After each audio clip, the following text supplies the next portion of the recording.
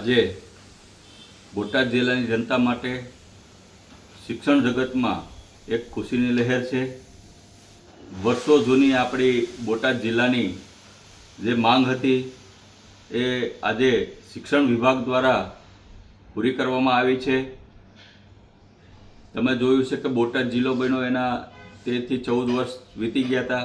વારંવાર આપણી જનતાની વિદ્યાર્થીઓની માંગ હતી કે ભાઈ બોટાદની અંદર એક સરકારી સાયન્સ કોલેજ બનાવવામાં આવે, એક સરકારી કોમર્સ કોલેજ બનાવવામાં આવે, એક સરકારી આર્ટ્સ કોલેજ બનાવવામાં આવે। વર્ષો જૂની માંગણીનો આજે અંત આવ્યો છે।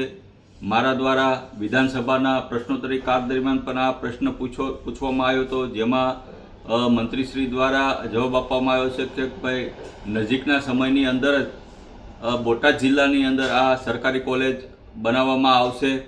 અને સાથોસાથ તમે જોયું છે કે બોટાદ જિલ્લાની સાથોસાથ 16 જેટલી કોલેજોની પણ મંજૂરી રાજ્ય સરકાર દ્વારા આપવામાં આવી છે। એટલે કે અંદાજે તમે જુઓ તો 3000 જેટલી જે કોલેજોની બેઠક છે એમાં વધારો થવા જઈ રહ્યો છે।